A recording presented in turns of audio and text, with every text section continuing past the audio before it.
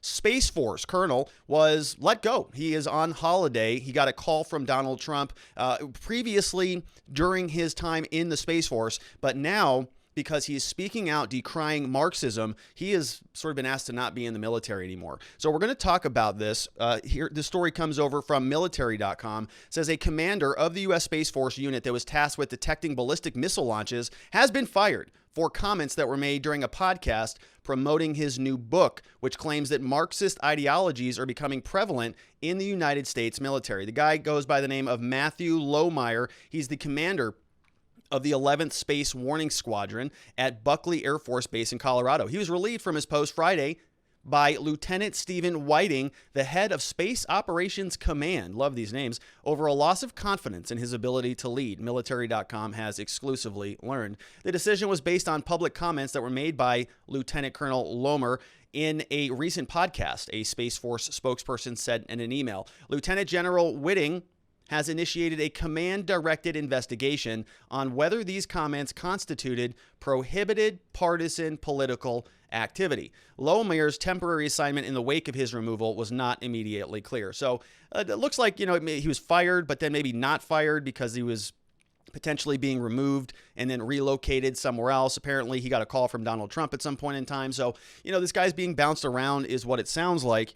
And we're going to go through the article. We got some clips about what the actual conduct is here that the military is not happy with. But I think mostly people are sort of, comparing this to some of the other information that we have seen come out of the Department of Defense. I mean, we've been spending some time on this channel talking about some of the sort of recruiting ads that we've been seeing from the CIA in particular. Last week, we had the homosexual man who likes to play Magic the Gathering. I think previous to that, we had the CIS gendered woman who was Latina and went through this laundry list of certain, check marks that she checks off. And then she proceeded to tell us that she is not just a list of check marks. So, interesting stuff coming out of here, but very, very provocative. A lot of it is very political. We have people who are sort of, out there saying that they are of a particular political persuasion and they have all of these ideologies and they use a certain type of language. And then when somebody else does it kind of from the other side, when you have maybe this lieutenant colonel who comes out and says, well, I think that maybe Marxism is a problem and I'm going to speak my political mind, well, then he's just fired, right?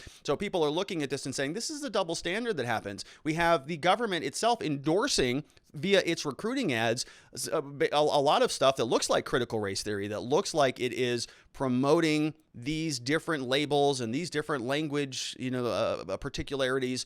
And it feels like what's happening now with this lieutenant is a little bit different. He writes a book, goes on a podcast, and boom, without any hesitation, he's gone, he's fired. Earlier this month, Lohmeier, a former instructor and a fighter pilot who transferred into the Space Force, self-published a book titled Irresistible Revolution, Marxism's Goal of Conquest and the Unmaking of the American Military. Irresistible Revolution is a timely and bold contribution from an active duty Space Force lieutenant colonel who sees the impact of a neo-Marxist agenda at a ground level with our armed forces, a description of the book reads. Lohmeier sat down with L. Todd Wood of the podcast Information Operation. We have a clip of this next.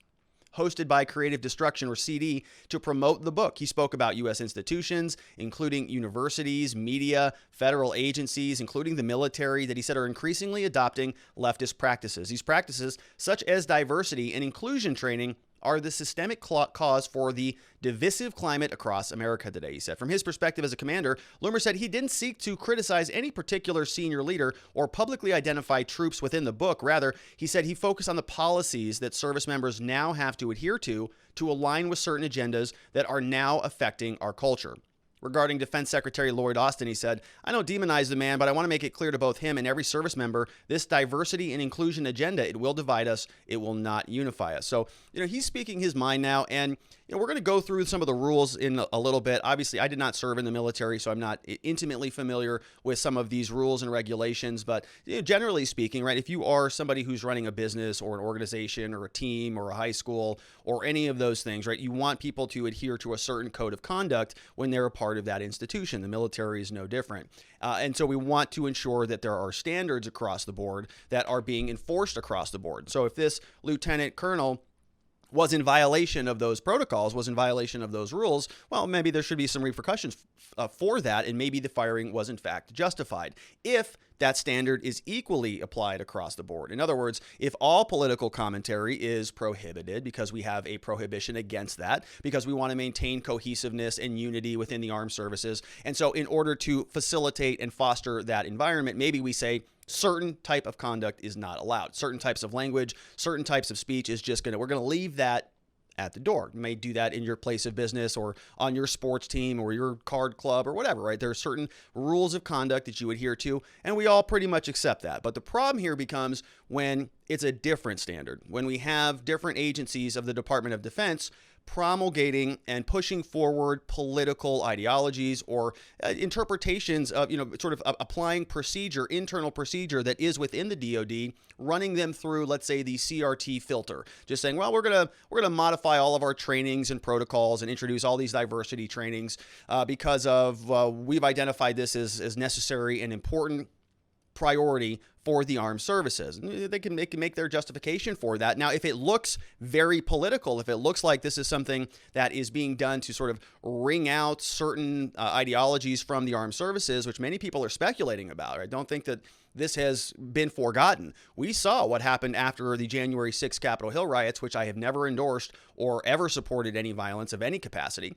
But back then, there were many people who were in our elected Congress who were saying, well, maybe we need to question the National Guard. Maybe we don't know if some of those people are still, Trump MAGA maniacs. Maybe we have to start purging that and start inquiring as to whether or not they voted for the man or they donated any monies or funding or anything like that to an extremist cause. And there was a lot of discussion about that, about vetting the armed services and making sure that they were all in alignment with one particular concern.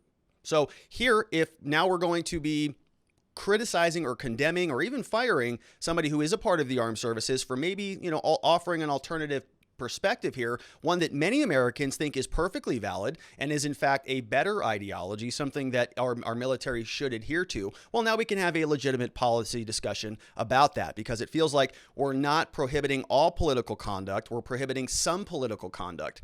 And we have seen this as a problem when the government does this. It is content prohibitions. It's limiting what you can say and what you can do. And when we have the government getting in there and sort of tipping the scales on the free speech conversation, that's when the courts have a lot of problems about that. They can place time, manner, and place restrictions on your speech and your ability to participate in civic life.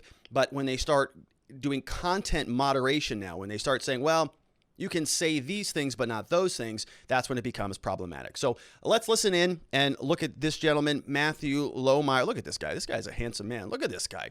Oh my goodness. What a handsome man. Look at this face. He looks like Captain America over here. So if anybody's going to be fighting Marxism, we're happy that Matthew Lohmeier is at the forefront of this. Let's listen to this handsome fella. My goodness. So you're in command of a unit and you see this ideology start to be permeated through the Department of Defense and in your service and in your command, I assume. So you decided to write a book and to get the message out, and thank God you did. But tell us about that process and what drove you to that process. Yeah, I suppose it never hurts to say a book's name more than once. So the book's name is Irresistible Revolution. Fantastic. And there's a couple of books. We'll have the image up here shortly. That's great. Yeah. Subtitle is Marxism's Goal of Conquest and the Unmaking of the American Military. It's a bold topic. Mm-hmm. It's not just about the U.S. military. Marxism's goal of conquest is not specific to the military either. It's got Western civilization as a target. It's got capitalism as a target. It's got the nuclear family as a target. And Marxism does an exceptional job ever since it was first penned by Marx and Engels in 1848 in the Communist Manifesto, creating what many people have come to hear as the oppressor versus oppressed narrative. Right. It's victimhood mentality and ideology. Very familiar to everybody today. Beauty and brains there, folks. We're looking at a very handsome man who happens to have some pretty good ideas about Marxism, making sure that it is eradicated from this country. So let's go back to the article. This is once again from Military. Lohmeier told Wood, the podcast host, that the beginning chapters of the book explore the history and the foundation of the United States and how critical race theory is study how race and racism impact or are impacted by social and economic power structures and institutions, how that plays a role. He says, the diversity, inclusion, and equity industry and the trainings we are receiving in the military is rooted in critical race theory, something we've been talking about a lot here. He says, which is rooted in Marxism, adding that it should be seen as a warning sign. In the segment on the podcast, he said his book is not political. It's meant to alert the readers to the increasing politicization of today's armed forces, which we have seen and documented here, some of which he said he'd seen or experienced firsthand. The Defense Department policies that spell out all the nuanced do's and don'ts surrounding politics or political discourse for active duty service members, says Jim Golby, a senior fellow at the Clements Center. He said, for self-published work, the policies that may apply include DoD Directive 1344.10 and the associated guidelines discussing political activity in uniform. According to the service's standards, personnel may express their views freely, but they are still expected to uphold their branch's core values both on and off duty. And we have looked at some of this. We've talked about some of this on the show. And, I've been kind of skeptical about this when we see it from government agencies. Remember, we saw, I think it was CISA. It was CISA or one of those other agencies when Tucker Carlson was having that spat with the woke Marines, I think is what we called them here on the show. There was some story we covered. I can't remember what it is, but they were the woke Marines. They were talking about, how amazing they are and we don't need men or whatever. And there was a picture of a woman carrying a body or something, running down the beaches. And Tucker had a segment about it, and he said that this is kind of insane. Maybe we should be talking about, I don't know, winning wars and killing people and breaking things and being an effective lethal force for good in the world by rooting out, enemies of democracy or whatever. Whatever the purpose that we as a nation decide we want the military to be, we should be talking about those things. And instead, we're talking about cisgenders and things like that, and whether or not we should be using the proper pronouns throughout the military and the armed services. And Tucker, in my opinion, rightfully was, critical of a lot of what he is seeing out there. And when that happened, major pushback. And on Twitter, there was somebody who was somebody who's on an official government website, or official government Twitter account, who was just dunking on people and sort of, we took screenshots of it back then, but it was really inappropriate. And you're thinking, this is an official government agency. This is somebody running their Twitter account. And it says like, CISA.gov or something. And they're just dunking on people on Twitter. And this doesn't feel right. Feels like maybe this has gotten a little bit too politicized. And the military was supposed to be kind of the last apolitical branch. They are country first. They are not Democrats, not Republicans. They are duty bound, and they're supposed to be, America first at all costs. We know that in practice, that's not the reality of how this works, but they're supposed to be. And so we all liked that little facade and this little white lie that we told ourselves. And so now that we're starting to see that fall apart, many people have issues about this. So if I was unhappy that we have other government agencies that were doing it, and now we have potentially a private citizen, somebody who is was a private citizen in this capacity. He was on a podcast. He was writing a book. He was not speaking at off an official government Twitter account or speaking off, any official event. He was actually, sort of promoting a book that he wrote in private. So we just want to keep those things in context. The policy guide who we talked about previously said those are fairly broad. They would not prevent publication of the book, but it might impose some minor limitations on the content of the book. Golby said on Friday, also, policies associated with the service member's security clearance or policy-related access are usually governed by non-disclosure agreements. The Defense Office of Pre-Publication and Security Review, for example, requires that all former and retired Defense Department employees, contractors, and others, active or reserve, if they had access to DoD information, then they have to submit a DoD information for public release for review and clearance. So they've got a procedure that they follow before they publish stuff. DoD information can include any work, quote, any work that relates to military matters, national security issues, or subjects of significant concern to the Department of Defense. In general, to include fictional novels, stories of biographical accounts and operational deployments and wartime experiences. Subject matters about hobby-like activities like cooking, sports, gardening, really don't even need to be reviewed pre-publication since it's not associated with an author's work at the Pentagon. So if you read the rest of this article, you're going to know that they go further and they say we don't know whether he got approval or clearance or really kind of what the context was. We just sort of have the information that we went through. Very long article, so I would encourage you to go read that if you want the rest of the story. If you just want to buy a copy of the book, because you don't like Marxism either, you'll find it over on Amazon, doing quite well. In fact, it's #1 bestseller in books. So he is selling a lot of copies. This was published May 10th. See, he's got a couple of reviews over here. Some people probably love Marxism. All these 1 stars here, Marxists.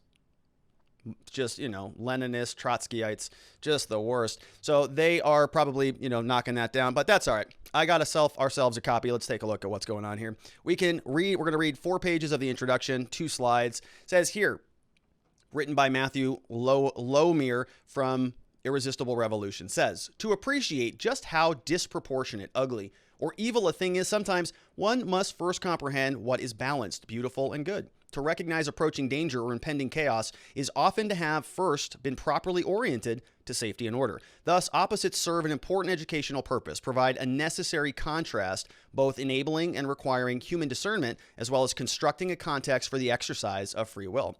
Ooh, that's some heavy stuff. I like it. I recently attended a weekend series of lectures on geometry that drove home these ideas to me. The simple use of a straight edge and compass allows the geometer to construct basic geometric shapes that become building blocks for the construction of other common and even more complex shapes and symbols. From circles, triangles, and squares, for example, I constructed perfect pentagons and hexagons. Using those same basic building blocks of the circle, triangle, and square, I conducted various root rectangles and measured the proportion of the golden section, the ratio of 1 to 1.618033989, which was used in the monumental architecture of Egypt and elsewhere in the ancient world. My brief exposure bestowed a heightened perception of the beauty and symmetry throughout nature and improved my discernment of disunity and the disproportionate. It was like I had acquired better eyes by which those things that were before unrecognizable to me became apparent. This book is largely about Marxism, something that is ugly and which can even be appropriately associated with evil aims and ends. But it is unlikely the reader will fully appreciate or see its ugliness for what it is unless this book begins with an examination of something that is beautiful and right, something Marxism seeks to dismantle, disrupt, and destroy. The 3-part framework of this book has been constructed with that in mind. It begins with a discussion of the greatness of the American ideal, transitions to an examination of the history and overarching narrative of the Marxist ideology, and concludes by looking into the ongoing transformation of America's military culture, while also providing a warning about where this country is headed if we choose not to make an immediate course correction. Marxism has begun its destructive conquest of even the United States military, its most alarming manifestation in the United States to date. This reality will likely come as a surprise to many Americans, including our military service members. This book, however, is not so narrowly focused as to only discuss the appearance of Marxist ideology within uniformed services. Becoming aware of the Marxist conquest of American society, one will never again look at things the same way. Mainstream media, social media, the public education system, including the university, as well as federal agencies, have all become vessels of various schools of thought that are rooted in Marxist ideology, an ideology bent on the destruction of America's history and founding philosophy, of Western tradition, specifically Judeo-Christian values, and of patriotism and conservatism. The problem has become systemic. A tragedy, considering that the defeat of Marxist communist ideology was the very cause against which our nation spent great treasures of blood and iron during much of the 20th century. At the very same time that we see the proliferation of Marxist ideology, there have arisen multifarious accusations of other forms of systemic injustice, such as racism, that are wrecking civil society. That was beautifully written by Matthew Lohmeier in the new book, Irresistible Revolution, available for your purchase and support over on Amazon right now. I didn't get paid for this. Just want to support a fellow anti-Marxist. Let's take some questions over from watchingthewatchers.locals.com. First in the house is Norovira. Says here, I partially agree with loss of confidence, because an essential part of being in the Space Force is not talking about Space Force. If he talked about this and even wrote a book, it would be reasonable to lose confidence in his ability to keep things private. And there are a lot of things to keep private when it comes to Space Force. It is unlikely that he was fired for his ideology. He was fired for not keeping his mouth shut. That's good. It's a good opinion on that, Nora, right? Could have easily been that. So I want to take a quick look at this question also from Ryan we have here. He says, could the ex-commander of the Space Force have a legal case against the armed services for employer retaliation for whistleblowing on unconstitutional activity, which I would argue arises to the level of an actual conspiracy to overthrow the government, which last time I checked is treason? The real insurrection hashtag. Yeah, so Ryan, I think it's a good question, and I think it's absolutely worth investigating. So I'll tell you this, right? I am not a military code of conduct person or, what are they called? JAG, right? The Justice Advocate General. They have their own military code. They have their own laws and their own regulations and their own rules. And so it's hard for me to opine on whether this was, allowed or not. But I can tell you that I think that if the government decided that this was a violation of the protocol, then they're probably going to be perfectly fine against any lawsuits. Now, this guy legally, I think may not have been in the wrong, but at least in terms of civilian free speech. But in terms of military code and military law, I couldn't speak to that. Also, couldn't really speak to employment law because I don't do any of that either. But I think fundamentally the bigger question really to me is whether this was political or legitimate. I think we all know which way I'm leaning on that. Davis Park says, see, I don't think any active member of our government should be able to profit off of books related to their occupation. But if we're going to set a standard, it should be held consistently. Drive me nuts when these laws are used to target only certain people. And that's really my part in this too, right, Davis Parks? I agree with you. If the military says you're not allowed to write books and he wrote a book, all right, well, you broke the rules. You know what the rules are. Can't break the rules. If the military says, well, it's kind of a gray area, go write a book, and he goes and writes a book, and it happens to be conservative, and he gets punished, but other people who are pro-Marx, pro-CRT, pro-liberal ideology, they don't get punished. Is the standard being applied selectively? And if so, that's a problem, and I have a problem with that. I don't have a problem if the military says no books or all books or some books, but we're going to draw a hard line at what that means. Here, I'm going to guess that that's probably not the case. They probably did not like the content, was not in alignment with some of the vision that this current administration has, and there were some punitive repercussions that were divvied out as a result. Liberty or Death says, I remember when I was in the Army, we weren't allowed to be political. This is to campaign our disagree. That is to campaign our disagree with the president while in uniform or protest in uniform. But this seems so much more really looks like a signal of the military political purge of conservatives in the military. And I think that's what most people are concerned about. They just don't want it to be an overly one-sided assault against any one political ideology. And I went to an all-boys high school when I was younger, and one of our rules is that we were sort of men for others. We had to live under that code, and that included being outside of high school, right? So our conduct, if we were going to make a commitment to this high school, then we had to make sure that our conduct was being maintained even outside of the school. And so you could get in trouble if you went out drinking and, did something reckless, got in trouble, the school might throw you out for that. And I thought that was kind of a good way to create culture and a lot of camaraderie to some degree. It was sort of we were all held to a higher standard, and I think that is a good thing. I'm not necessarily saying that's a bad thing. I'm also a huge proponent of free speech, and so we have to balance these things out, and I'm totally great with that. I love the conversation, right? We want to balance and weigh the different factors that all go into this equation because it is an important equation. We want cohesion in the military. We want unity, but we also want people to be able to speak their minds. We want, conscientious objectors, and we want a lot of different opinions in the military so long as it doesn't interfere with their primary duty, their primary course, where they're going to serve the primary function of the military. And so if we have some rules and regulations and some different policies and procedures in place to regulate all that, the next question then is it being equally applied, or is it looking like what we've been seeing out of this new administration where it's looking like it is aggressive against one particular group? Last question on this segment is here from Jack Alaya. Says, I hold all currently serving military personnel to be derelict in their duty to defend the United States so long as they observe and obey the insurgent demo-fascist government occupying the halls of power. That's a big order. Going to have a lot of, that's like the whole military, right?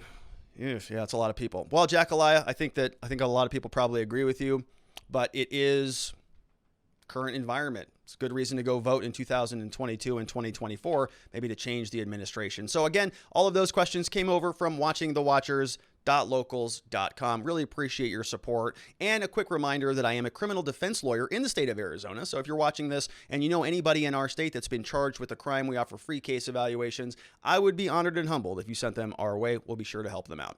All right, so we're going to change gears now. Let's talk about Donald Trump.